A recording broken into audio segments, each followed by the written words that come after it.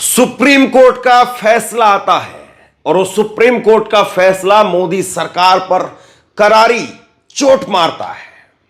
लेकिन एक फैसला भी मोदी जी अपनी सरकार के खिलाफ बर्दाश्त नहीं कर सकते हैं और इसीलिए अब खबर आ रही है कि सुप्रीम कोर्ट के उस फैसले को सरकार पलटने जा रही है। यानी एक चीज भी बर्दाश्त नहीं और अब सरकार बदलने जा रही है। मैं बात कर रहा हूं चुनावी बॉन्ड की, इलेक्टोरल बॉन्ड की। और इलेक्टोरल बॉन्ड को लेकर के जो सुप्रीम कोर्ट की तरफ से फैसला सुनाया गया, सुप्रीम कोर्ट ने इलेक्टोरल बॉन्ड को असंवैधानिक करार देते हुए रद्द करने का फैसला किया। अब सरकार इसको बदलने जा रही है, यह खबरें आ रही हैं और विचार इस बात पर हो रहा है कि कैसे पलटा जाए। क्या अध्यादेश के जरिए पलटा जाए, लेकिन उसकी गुंजाइश कितनी है? क्या अध्यादेश इस वक्त में लाया भी जा सकता है? क्योंकि चुनाव में अब वक्त नहीं बचा है, चुनाव के अंदर अब वक्त नहीं है, अगले कुछ हफ्तों में ही चुनाव डिक्लेयर हो जाएंगे। तो ऐसे में अध्यादेश की कितनी गुंजाइश है? दूसरे और कौन से पहलू हो सकते हैं? या दूसरा कोई फटाफट इस वक्त में नया फंडिंग को लेकर के सिस्टम लागू किया जा सकता है? इन सारे पहलुओं पर सरकार इस वक्त में विचार कर रही है। लेकिन ये विचार क्यों हो रहा है? जब सुप्रीम कोर्ट ने एक बात कह दी, जब सुप्रीम कोर्ट ने जिस बात पर मोहर लगा दी, तो सरकार उसको पलटने पर आमादा क्यों है? सबसे बड़ा सवाल यह है।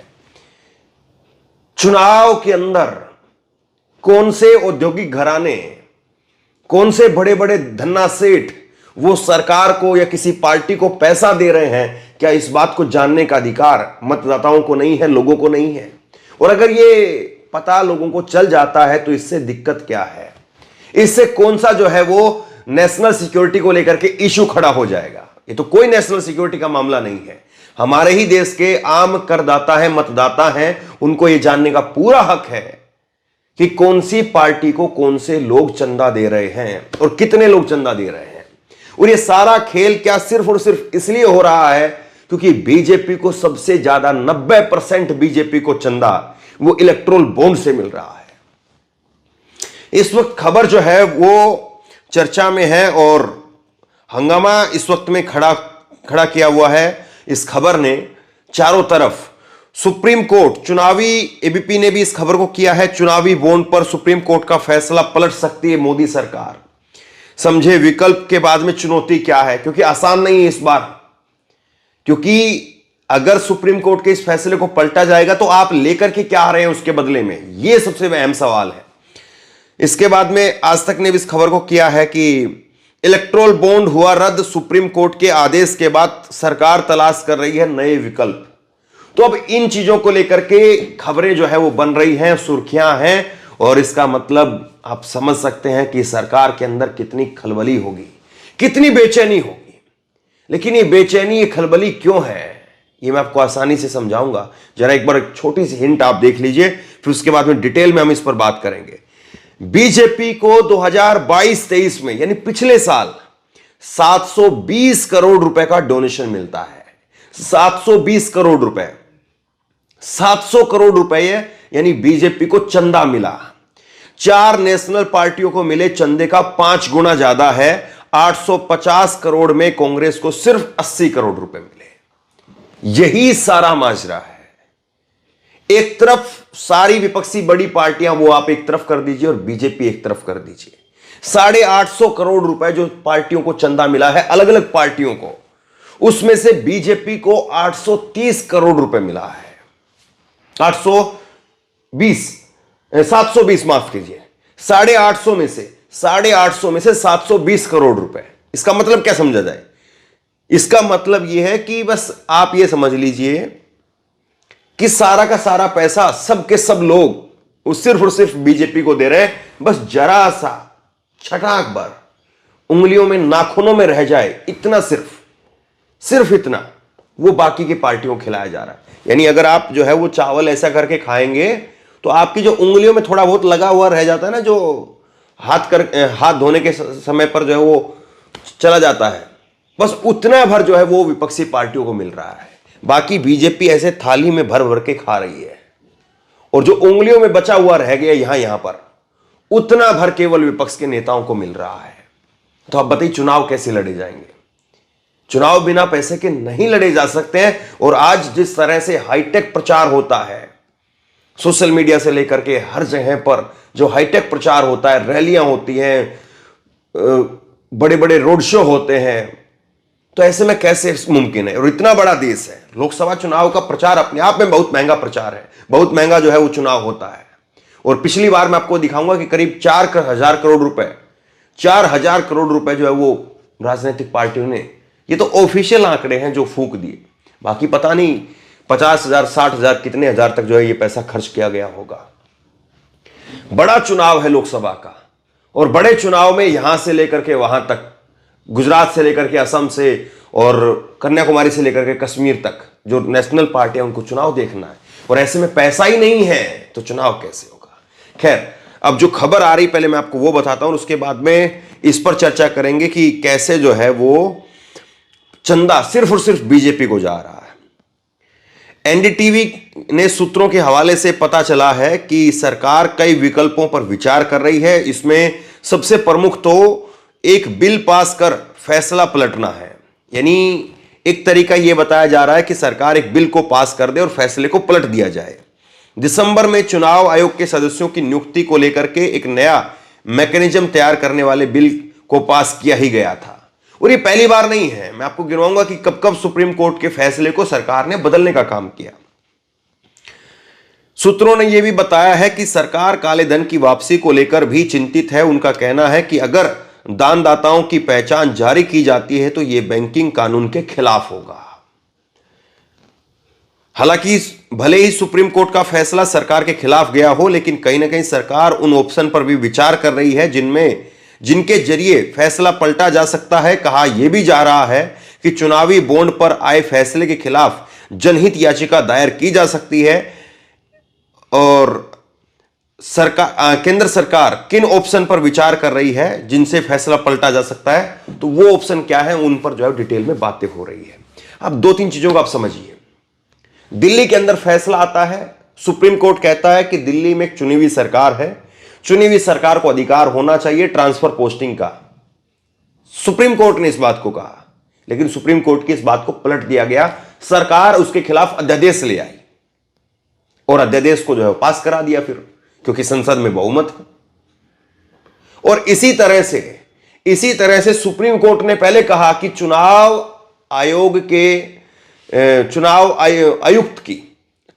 आयुक्त की नियुक्ति के अंदर 3 वोट होने चाहिए, जिसमें सुप्रीम कोर्ट के चीफ जस्टिस का वोट, जिसमें प्रधानमंत्री का वोट और जिसमें नेता विपक्ष का वोट। लेकिन सरकार ने इस फैसले को भी पलट दिया।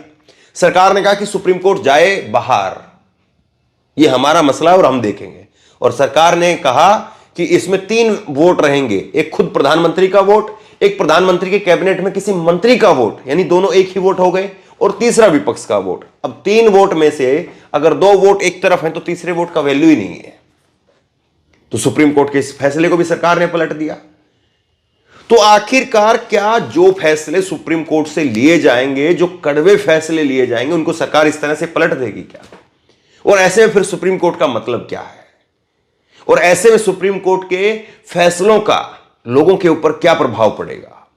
यह अपने आप में बड़ा सवाल है। लेकिन जो चंदे की बात है वो मैं आपको दिखा देता हूं, क्योंकि यह सारा खेल चंदे से जुड़ा हुआ है, और चंदे को अगर आप नहीं समझ पाएंगे तो इस खेल को नहीं समझ पाएंगे। ये एडीआर की रिपोर्ट आई 14 फरवरी को, और उसने राजनीतिक पार्टियों को मिलने वाले जो चंदा की रिपोर्ट है वो जारी की। और इसमें एडीआर यानी एसोसिएशन फॉर डेमोक्रेटिक रिफॉर्म्स, उसकी तरफ से 14 फरवरी को जो रिपोर्ट जारी की गई उसमें बताया कि फाइनेंशियल ईयर, पिछला जो वित्त वर्ष रहा 2022-23 का, इसके मुताबिक बीजेपी को 720 करोड़ रुपए चंदे में मिले। बीजेपी को मिली रकम आम आदमी पार्टी, कम्युनिस्ट पार्टी, सीपीआईएम और नेशनल पीपुल्स एनपीपी को मिले डोनेशन से 5 गुना ज्यादा है। तो ये जो 4 बड़ी पार्टियां हैं, जो नेशनल पार्टियां हैं, उनके चंदे से मिला 5 गुना ज्यादा पैसा वो बीजेपी के पास गया है। मतलब 4 पार्टियों को जो पैसा मिला जितना, उसका भी 5 गुना ज्यादा वो बीजेपी को मिला।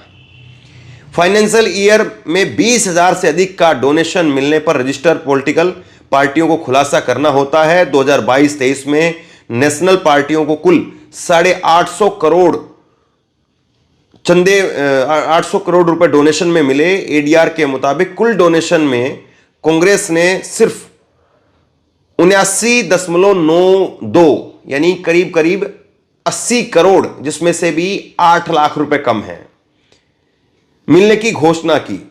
कुल 12,167 डोनेशन में से भाजपा को 7,945 और कांग्रेस को 894 की रकम मिली है। मतलब कि डोनेट करने वाले जितने भी लोग थे उनमें से 12,167 लोगों ने डोनेट किया, जिसमें से भाजपा को 7,945 यानी करीब करीब 8,000 जो है वो लोगों ने डोनेट किया, और कांग्रेस को सिर्फ 894 लोगों ने डोनेट किया।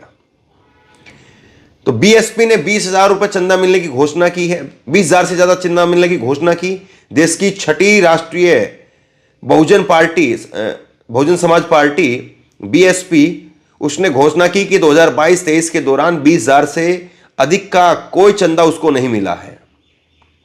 बीते 17 साल में बीएसपी की यह घोषणा करती रही है। एडीआर ने बताया कि दिल्ली से नेशनल पार्टियों को कुल 276 करोड़ रुपए का चंदा डोनेशन मिला। इसके बाद में गुजरात से 160 करोड़ रुपए और महाराष्ट्र से 96 करोड़ रुपए का चंदा मिला है। तो ये जो है वो बीएसपी का जो है खाता है। और बीजेपी को जो है जो पैसा मिलता है, चंदा मिलता है, वो 17% और बढ़ गया। एडीआर ने कहा कि फाइनेंशियल ईयर 2022-23 के दौरान नेशनल पार्टियों को कुल डोनेशन 91.701 करोड़ बढ़ा है, यानी 100% के करीब बढ़ गया है, जो पिछले साल 2021-22 की तुलना में 12% की वृद्धि है। बीजेपी को डोनेशन 2021-22 के दौरान 614 करोड़ में से 17% से बढ़कर के 2022-23 में 719 करोड़ रुपए की तुलना में हो गया है। तो ये आंकड़े हैं, कुछ आंकड़े आप जो है वो समझ में आएंगे और कुछ आंकड़े जो है वो लगेगा कि ये क्या है, क्योंकि आम लोगों ने इतना पैसा देखा ही नहीं है। आम लोगों को पता ही नहीं कि 800 करोड़ कितने होते हैं, 850 करोड़ कितने होते हैं। आम लोगों को पता ही नहीं कि बीजेपी को अकेले एक साल के अंदर, सिर्फ एक साल की बात हो रही है, एक साल के अंदर बीजेपी को 720 करोड़ रुपए का चंदा मिल जाता है। 720 करोड़ कितना होता है, लोग समझ ही नहीं पाएंगे कि कितने पैसे होते हैं। क्या उनका घर का एक कमरा भर सकता है, इतने पैसे होते होंगे, या कितने पैसे होते होंगे, एक आम आदमी की समझ से परे है। लेकिन ये सारी बातें एक बिंदु पर आकर के ठहरती हैं, और वो बिंदु ये है कि आखिरकार जब सुप्रीम कोर्ट इस बात को मान रहा है, सुप्रीम कोर्ट इस बात को कह रहा है कि आपका जो सिस्टम है, आपका जो तरीका है वो गलत है। आपने जो सिस्टम लेकर के आए हैं, चुनावी बॉन्ड के जरिए पैसा लेने का, इलेक्टोरल बॉन्ड के जरिए पैसा लेने का, वो गलत है, असंवैधानिक है, वो संविधान के खिलाफ है। संविधान के अनुच्छेद 19 के तहत लोगों को ये जानने का अधिकार है कि किस पार्टी को किसने कितना चंदा दिया, और इसको आप जो है वो आम लोगों के अधिकार को कुचलना चाह रहे हैं, या आम लोगों के अधिकार को आप कुचल रहे हैं। आम लोगों को जो पता होना चाहिए उससे आप उनको दरकिनार करके रख रहे हैं। तो इसका मतलब क्या समझा जाए? क्या बीजेपी वाकई लोगों के अधिकार को कोई तवज्जो नहीं देती है, या वाकई बीजेपी ये मान करके चलती है कि लोगों के अधिकार की कोई वैल्यू नहीं है? ये सवाल खड़े होते हैं, और ये सवाल जब खड़े हो रहे हैं तो निश्चित तौर पर सवाल ये भी खड़ा होगा कि क्या 2024 के चुनाव से पहले बीजेपी को इस बात का डर है कि अगर लोगों को इस बात का पता चल गया, क्योंकि सुप्रीम कोर्ट ने इस बात को भी कहा है कि कितना पैसा किससे मिला है उसकी जानकारी आप रखिए सामने, और सुप्रीम कोर्ट ने इसको लेकर के चुनाव आयोग को कहा था कि 30 सितंबर 2023 तक किस राजनीतिक पार्टी को कितना चंदा मिला है उसकी जानकारी रखिए सामने, और किसके द्वारा मिला है। अब अगर जानकारी निकल करके सामने आ गई कि 720 करोड़ में से अगर 500 करोड़ अडानी के हैं, तब लोगों के दिमाग में क्या परसेप्शन जाएगा कि 500 करोड़ रुपए अडानी केवल बीजेपी को क्यों दे रहा है, और कांग्रेस को उसमें से 5 करोड़ भी नहीं मिले होंगे। तो फिर पता चल जाएगा कि देखिए साहब ये मामला क्यों है और कैसे है, फिर सारा भंडाफोड़ हो जाएगा। और क्या सिर्फ और सिर्फ यही वजह है भंडाफोड़ होने की और इसीलिए सब कुछ किया जा रहा है? सवाल ये है। तो बहरहाल आप बताइए, सुप्रीम कोर्ट के इस फैसले को मोदी सरकार पलटने के ऊपर विचार कर रही है और बहुत हद तक संभव है कि अगले 2 से 3 दिन के अंदर सुप्रीम कोर्ट के इस फैसले को पलट दिया जाए। तो आप बताइए, आप इसको किस तरह से देखेंगे? आम जनता इसको कैसे देखेगी? या सुप्रीम कोर्ट के फैसले को सरकार मानने के लिए तैयार नहीं है, उसको बार बार पलट रही है, एक बार नहीं कई बार पलट चुकी है। तो सुप्रीम कोर्ट में फैसलों का क्या असर है? नीचे कमेंट बॉक्स में अपनी राय लिख करके जरूर बताइए। इस वीडियो को खूब शेयर कीजिए, लोगों तक पहुंचाइए और इसी तरह की तमाम खबरों के लिए ऑनलाइन न्यूज इंडिया को सब्सक्राइब कीजिए। साथ में जो बेल आइकन है घंटी, उसको जरूर दबाइए ताकि जैसे ही कोई खबर अपलोड करें उसकी नोटिफिकेशन सीधे सबसे पहले आपको मिल सके। अगर ये वीडियो फेसबुक पर देख रहे हैं तो फेसबुक पर हमारे पेज को लाइक कीजिए, फॉलो कीजिए और इस खबर को शेयर कीजिए। आपका बहुत बहुत धन्यवाद।